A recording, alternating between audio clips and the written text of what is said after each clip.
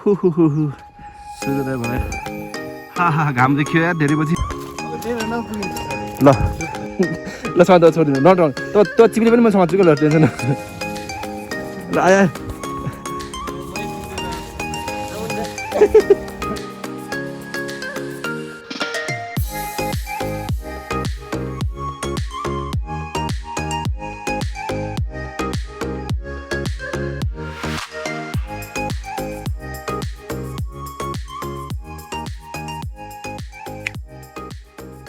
Hello guys welcome to my blog again. आज फेरि हामी घुम्नलाई निस्केका छौँ। हामी जान लागेको ठाउँ चाहिँ हो नाम बिर्सिछु म फेरि भस्मेश्वर डाँडा जान लाग्छौँ हामी। भस्मेश्वर डाँडा अहिले 12 बजिसकेको छ। अलिक ढिला चाहिँ हुँला तर एकदम सर्ट हाइकिङको लागि भनेर जाँदैछौँ हामी। पहिला थोरै वाला हाइकिङ हानु भनेर होइन। राजन दाई हुनुहुन्छ, राजन ब्लग्स, आरजिएन ब्लग्स। यता हाम्रो भाइ छन् अनिस सोल्टी आइसक्यो। अब अनिसको पछाडि बस्छु म चाहिँ। हामी 4 जना छौँ, 2टा स्कुटी बाइकमा।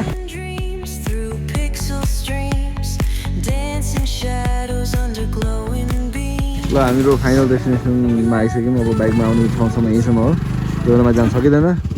अब हामी लाग्नुपर्छ यतातिर भस्मेश्वर डाँडा जाने बाटो। त्यहाँबाट हिमाल चाहिँ दामी देखिरहेको छ है। यो हिमाल त अझ भस्मेश्वर पुगेपछि बबाल देख्यो।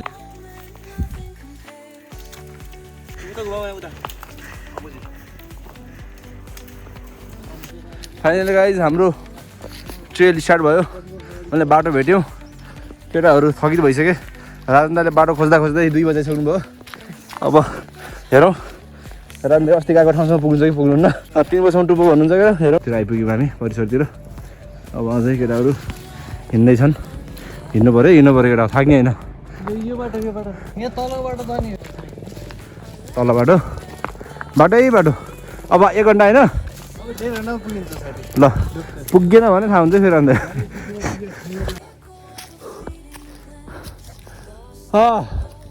क्यों थक रहे हो गाइज, आउनु पऱ्यो छिटो।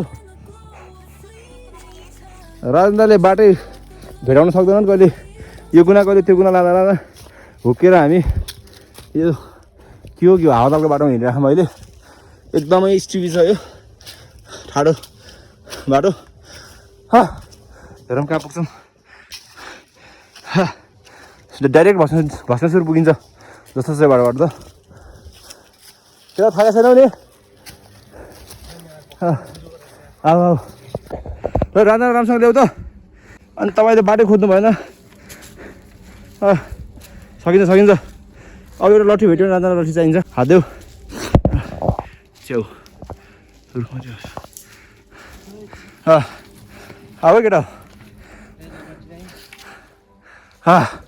म हेर्छु। बाटो खोजिरहेको छु मैले, भेटिरहेको। अब जम्मा 1 घन्टामा टुप्पामा पुग्छौँ हामी। टुप्पामा ल आऊ सिओडब्लु काउ माया सिओडब्लु काउ छिटो आऊ। कमान म लट्ठी दिन्छु। ल आयो। कहाँ यतिको डराएर हुन्छ यार। ल आयो। ल लट्ठी ल आउनु त छिटो आउनु।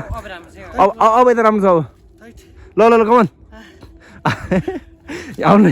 रह्यो यही त हो नि यार लाइफ यार। जिन्दगीमा सधैँ राम्रो बाटो हिँडेर हुन्छ त। हात देऊ यो बाटो पनि हात देऊ। राम्रो यस्तो भिडमा हिँडेको छैन। आयो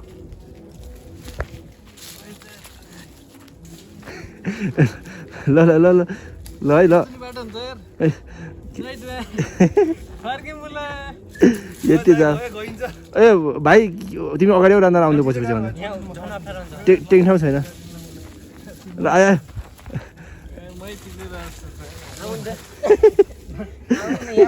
ओए नलड यो रुख समात्नु रुखदेऊ त। ल आउनु होइन जाँदा टेक्ने ठाउँ छैन नि त। तिमी माथि टेक्ने ठाउँ छैन कि जब लड्किन्छ कि त्यही ठाउँ तिमी। ल बाबु तिमी अलि अगाडि हो कि यता तिमी अलि यता त। त्यही बाटो आउँछ कि त्यही बाटो आउँछ। तिमीले टेक्ने ठाउँ नदिएपछि कहाँबाट आउँछ कि माथि टेक्ने ठाउँ छैन। ल यो रुखमा चाहिँ आइहाल्नु हो।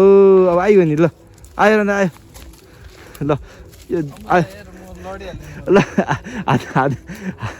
ल आउनु ए रहँदा यार यति। ल हामी तिरिजो जाने तिरिजो। अब एबिसी कसरी जाने एबिसी एटिएम डलर एबिसी कसरी पुगिन्छ त। ल अब तर हामी धेरै छिटो पुग्छौँ त धेरै छिटो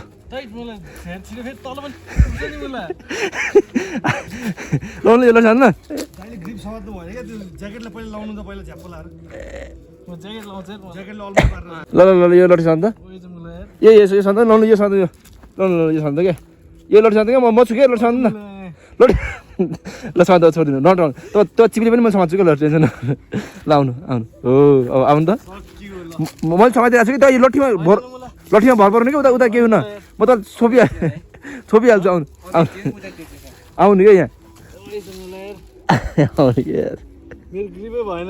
ल खुट्टा एउटा खुट्टा अगाडि बढाउनु न ओ ए रान्दा सिधा गर्नु न त केही छैन भिडै छैन यार ल आउनु आउनु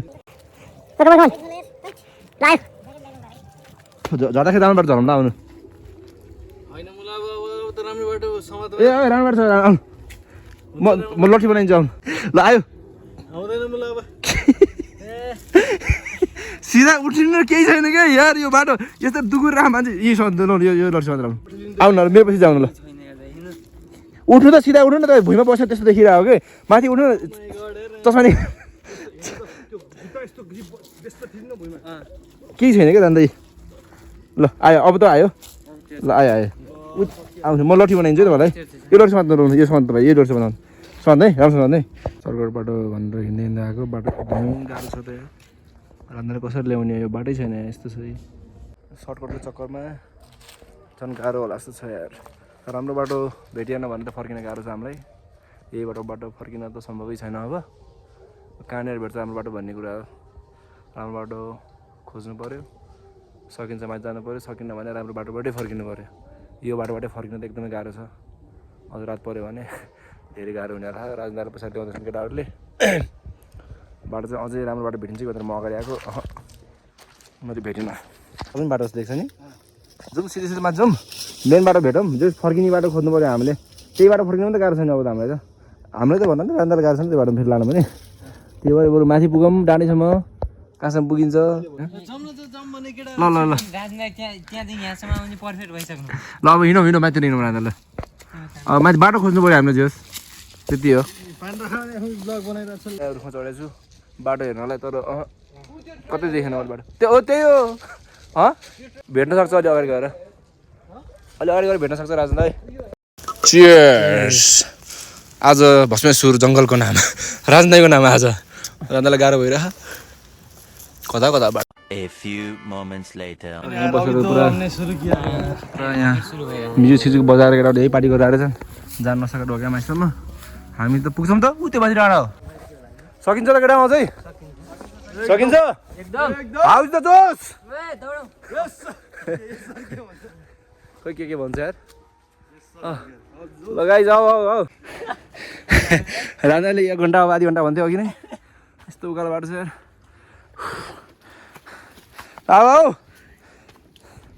साथीभाइहरू आऊ अब चोकवाई खाएर अलिअलि इनर्जी बढाउँ थाकिसक्यो केटाहरू सबभन्दा लास्टमा अनिस थर्डमा राजनलाई हेमन्त भाइ पनि त्यो अगाडि छन् म चाहिँ थाकेको छैन है गाइजहरू अझै पनि हामी टुप्पोमा पुग्न सक्छौँ भन्छु म त 1 घन्टामा कहाँसम्म पुग्छौँ हेरौँ गाह्रो हो तिम्रो मलाई ज्याकेटै यस्तो छ म 1 किलो त ज्याकेटै छ तिम्रो अनि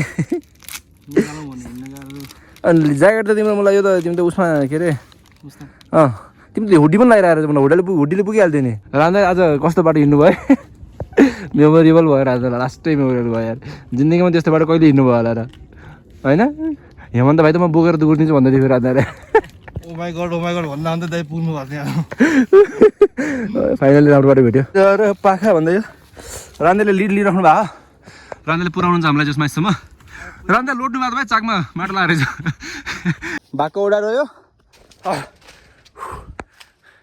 यहाँ देख्न सक्नुहुन्छ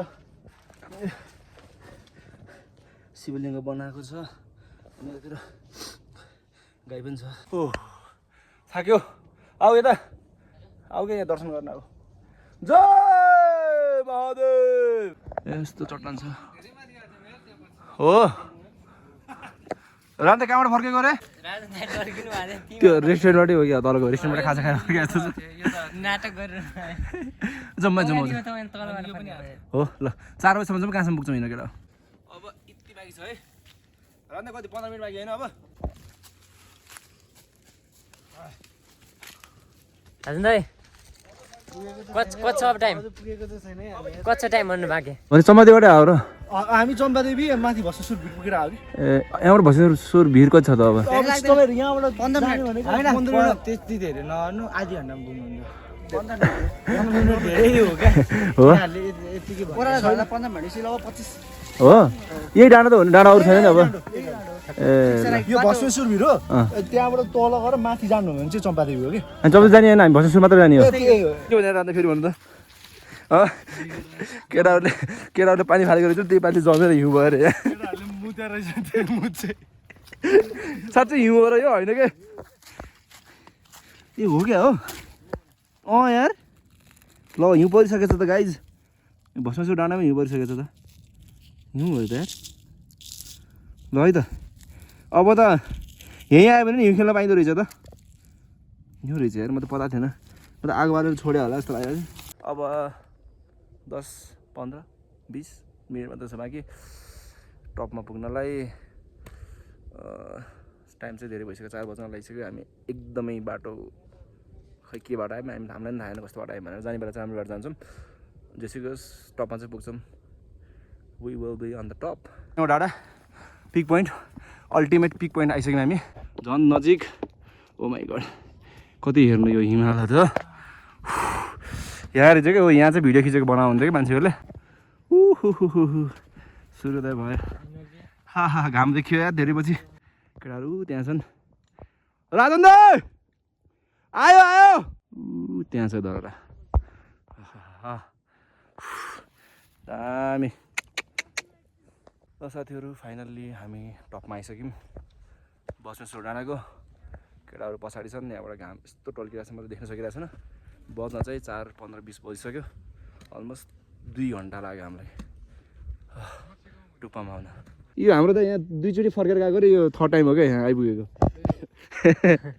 थर्ड टाइम कम्प्लिट गर्नुभयो त थर्ड टाइममा ल बधाई छ त्यो चाहिँ चम्पादेवी हो अनि उताबाट नै आउन मिल्छ उताबाट तर लामो छ हामी चाहिँ यता सर्कटबाट आयौँ जस मत्स्यगाउँबाट सजिलै हुँदो रहेछ छिटो पनि गाह्रो पनि ल ठिक छ भ्यू हेरेर मजा लियो केटा टिकटकरहरू टिकटक बनाउँदैछन् हामी भने खानेतिर ध्यान लागिसक्यौँ हामी यहाँ टक्क चाउचाउ मोलेर अब सबै कुराहरू मोलेर म यहाँ बसेर टक्क कुचुङ चाउचाउ खाँदैछौँ रान्दै हाउस द जोस रान्दाको यो थर्ड एटेम्प कतिचोटि भनिरहेको छु मैले थर्ड एटेम्पमा हो रान्दा यहाँ पुगेको योभन्दा अगाडि 2 चोटि हार मानेर फर्किसक्नु भएको थियो तर हामी जस्तो भेटेको थिएन नि त बाटोमा होइन रान्दालाई समातेर तानेर घचटेर हुन्छ कसरी हुन्छ जोस् हामीले ल्याइसक्यौँ यहीँसम्म ल्याइपुऱ्यायौँ हामी जोस् जति तर हामी बाटो चाहिँ आएको होइन एक ठाउँ चाहिँ एकदमै रफ यस्तो नराम्रो बाटो भएर आएको छौँ जाने बेला बाटोबाट जान्छौँ तर फाइनल्ली हामी टपमा छौँ we are on the top of Bhasmeshwar हामी भस्मेश्वर डाँडाको टपमा छौँ यता अब हामी एकछिन खाजा खाने कार्यक्रम छ यता अजय दाई हुनुहुन्छ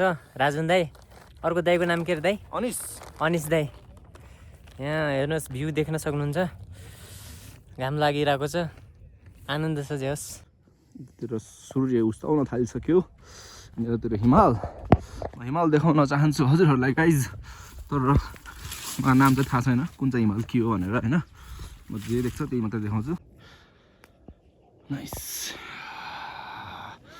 चाहिँ थाहा छैन अब कुन चाहिँ हिमाल रेन्ज हो यो होइन कुन चाहिँ हिमालयन रेन्ज हो यो पनि कुन चाहिँ हो यो कुन चाहिँ हो नात्यो यो कुन चाहिँ हो सक्यो यतिभरि छाया होइन अनि उतातिर चाहिँ अलिक उज्यालो देखिरहेको छ जस यतिभरि चट्ट ट्रायङ्गल के एकदम दामी ट्रायङ्गल 5:15 गएको छ अब पछाडितिर हुनुहुन्छ हाम्रो राजन दाई ठिक छ नि एकदम खुसी थर्ड एटेम्पमा भस्मेश्वर डाँडाको टपमा पुग्न पाएकोमा र अब हामी खुसी हुनुहुन्छ गाइस अब हामी घर फर्किँदैछौँ जानुपर्ने धेरै टाढा छ बाटो गोरेटो छ त साथीहरू अब हामी घरतिर लाग्दैछौँ होइन बाटो एकदमै खत्तम नै छ होइन गाह्रो हुन्छ अब त जाडो पनि भइसक्यो ओभर एक्टिङ भयो अनि बाटोमा भ्लग इन कहाँनिर गर्छौँ हामीलाई थाहा छैन क्या त्यही भएर गाइज यो चाहिँ भस्मेश्वर डाँडा हो यहाँ रान्दाईलाई थर्ड एटेम्पमा आएर बल्ल पुरा गर्नु भएको छ उहाँ रान्दाई बोल्ने अवस्था हुनु नगर्नु हामीले यस्तो बाटोबाट ल्याएको रान्दाईले बोल्ने सक्दै छैन रात पर अँधार देखिन रहेछ बाटो ल रान्दा आउनु बाटो अलिकति आउनु बस्नु पर्दैन कहाँ बसेको अँधारो भइसकेको छ गाइज ल बिस्तारै जान्छौँ हामी ल बिस्तारै सकिन्छ लट्ठी नफाल्नु आउनु कमन रेस्ट गरेर हो रेस्ट गरेर होइन सकिन्छ मेरो त खुट्टा दुखिरहेको तपाईँको खुट्टा दुखेको छैन होला त के आइरहेछौ क्यामेरा त केही देखिन त बडो अँध्यारो छ त के हो यो ल यस्तो अँध्यारो भइसक्यो म त केही देखिरहेको छैन त केटा ल है हामी फर्किँदैछौँ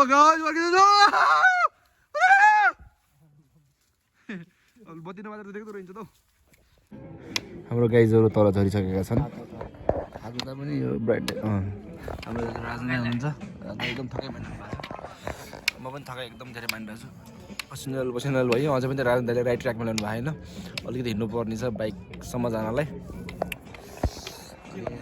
यहाँबाट म भ्यू देखाउन चाहन्छु हजुरहरूलाई गाइजहरू यो चाहिँ हो काठमाडौँ काठमाडौँ